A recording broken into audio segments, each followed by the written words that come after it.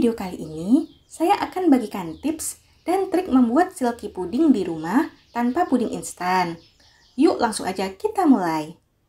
Untuk mendapatkan tekstur puding yang lembut selembut sutra, kuncinya ada pada penggunaan cairan. Di sini, saya akan menggunakan 400 ml susu cair dan 300 ml air. Jadi, total cairannya adalah 700 ml. Jumlah cairan ini 2 kali lebih banyak dibandingkan jumlah cairan yang diinstruksikan di kemasan jelly yang nanti akan kita gunakan. Nanti, saya hanya akan menggunakan jelly tanpa pewarna ini sebanyak setengah bungkus.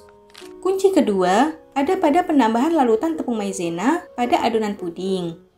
Tepung maizena ini berfungsi untuk mengentalkan larutan puding. Untuk gulanya sendiri, jumlahnya bervariasi, tergantung bahan tambahan lain yang digunakan. Untuk di video ini, saya akan membuat puding mangga. Di sini, sudah saya siapkan 300 gram daging buah mangga, dari satu buah mangga ukuran sedang. Masukkan mangga ke dalam blender. Tambahkan susu cair. Blender mangga sampai benar-benar halus.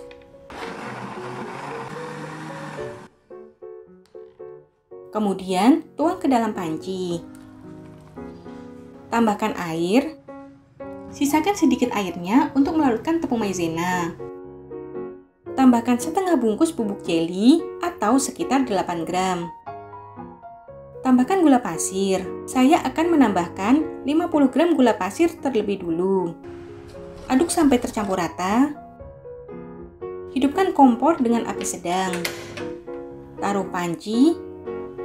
Masak larutan puding sambil sesekali diaduk. Masak hingga muncul buih kecil di pinggir yang menandakan larutan mau mendidih. Kemudian kecilkan api.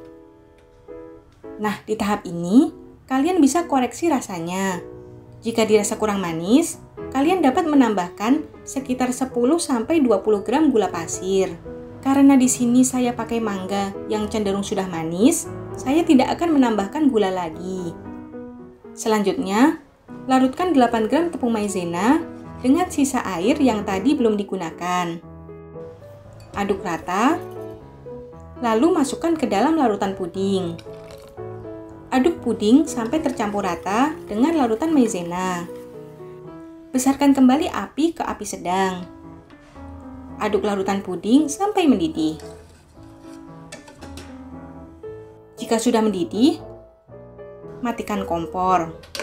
Diamkan sebentar sampai uap panasnya hilang, sekitar 10 menit. Lalu angkat. Tuang ke dalam gelas ukur. Kemudian, tuang ke masing-masing cup puding seperti ini. Tuang perlahan agar cetakannya tidak meleleh, karena larutan puding ini masih cukup panas. Biarkan panasnya benar-benar hilang, lalu simpan di kulkas selama minimal 2 jam agar pudingnya lebih menyatu. Sekarang saatnya mencoba. Puding ini sangat lembut. Teksturnya kenyal dan langsung lumer di mulut. Ini enak banget. Untuk varian rasa lainnya, kalian bisa menggunakan buah lain atau perasa lainnya seperti coklat, green tea, atau taro.